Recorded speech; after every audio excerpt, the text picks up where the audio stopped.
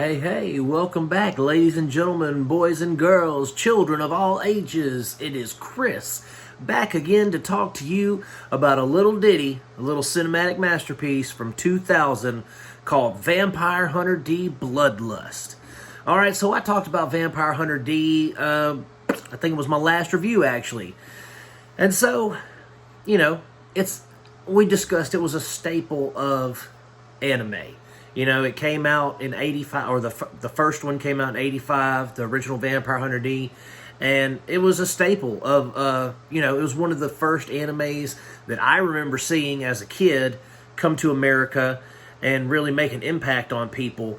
And so we go from 1985 to the year 2000. That's how long it was between sequels, right? And you're thinking, yeah, dang, that's a long time. It was a pretty substantial amount of time. And if we're being honest, that amount of time, it probably enhanced the film a little bit instead of it being made in the 90s or, the mid-90s or something like that, where the animation technology wasn't where it was in 2000. Now, we have the year 2000, we get a new Vampire Hunter D, and the animation is crisper, the animation is more detailed, the backgrounds are more, a little bit CGI, a little bit realistic animation kind of thing. It was a step up in quality as far as the art direction and stuff like that goes in Vampire Hunter D. Now, in Bloodlust, our main story is there's this super powerful vampire. He captures a girl. They send for D.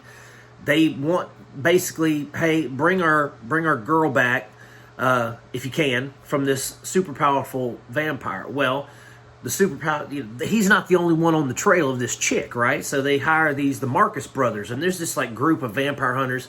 And so Vampire Hunter D actually has some competition for once. Not only is he facing off against the forces of the undead, but he's also trying to face off against the Marcus brothers as well and keep them in line and from messing him up too, you know what I mean? So this is really, really good as far, like I said, the animation, the art direction is good, the voice acting is on point. I really, really like this. I think this is one of the better anime sequels ever made. It stays very much true to Vampire Hunter D lore and myth. It's a very interesting... sorry, my dog's trying to get in my lap, guys. It's a very interesting story, I think. And it's interesting to see how long they waited between movies. I mean, that's what, 85 to 95? It's like 15 years, right? So that's quite a long time between sequels. But again, it's probably best that it was made in the early 2000s because animation was better, crisper, more detailed.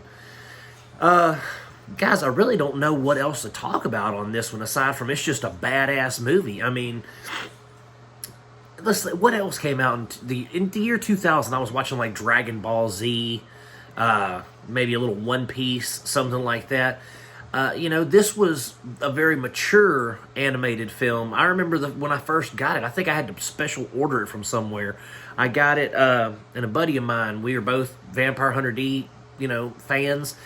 And when I got it, we went and got Chinese food, went back to his spot and popped it in. And dude, we were blown away just because, 24 years ago, that was just mind-blowing. The story, everything. The only thing that I will say about the story that kind of bothered me was it felt like it was more of a shonen maybe, because it seemed like there were a lot of villains that D was having to test himself against that he didn't necessarily have to test himself against in the first film. I think in the first film it was mainly creatures, and then there was that one dude that old boy made his head pop in the castle. But other than that, it was like the vampire and his henchmen.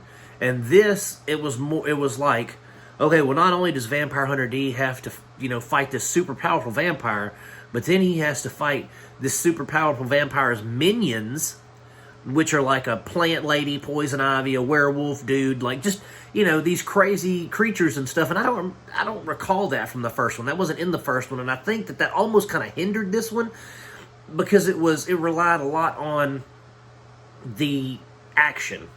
You know what I mean? We all love action. We love the action in these films, but it relied more heavily on the action than it did the storytelling, which in the storytelling in the first one was awesome. It had a little macabre, little goth. It had a little bit of everything for a little bit of everyone. You know what I'm saying? This one felt more action-oriented, even though, like I said, great animation, detailed, crisp, but the action was like insane, and there was more of it in this one than there was in the previous one because he's fighting all. It felt like Ninja Scroll, like Vampire Hunter D meets Ninja Scroll. It's like, okay, well now D's gonna fight the guy with bees coming out of his back, kind of thing.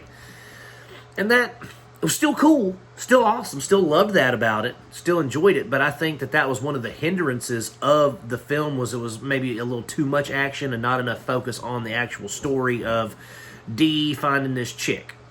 You know, and then again, we have the Marcus brothers who he's tangling with also, and it seems like there's a lot going on, and they don't take enough time to develop the story. You know, still a good story though. I mean, I'm sitting here and I'm naming off these negative things, guys, but these negative things aren't taken away from the power and the beauty of the movie. I mean, overall, Vampire Hunter D Bloodlust gets 5 stars. For not only being an awesome sequel, but being an awesome sequel that it took 15 years to make. And it wasn't one of these half-assed sequels. You know what I mean? They're like, oh, it takes us 10 years to make a sequel to this super popular movie, and they only made the sequel because, you know, they ain't got nothing more original to put out, you know? This is not the case. This is them taking a beloved series, franchise, whatever you want to call it, taking this beloved thing, babying it, pampering it, suckling it if they have to, bringing it to life, letting it grow into this beautiful sequel that we get in the year 2000. And to me, that's awesome. That is excellent work. And Yoshiaki Kawajiri, props to you, bro. You did excellent on this sequel, man. And I'm all about it. If you guys ever get a chance to watch Vampire Hunter D Bloodlust and you haven't seen it yet, definitely check it out. I have the Blu-ray of both Vampire Hunter D and Bloodlust because they're awesome and you have to have them in your physical collection. And so yeah, it definitely it gets a high score. And that's it, guys. That's it for Vampire Hunter D Bloodlust. Really appreciate you guys watching the video. Man, y'all have a great day. God bless. I'm going to keep making them as long as you keep watching them. Peace out. See you soon.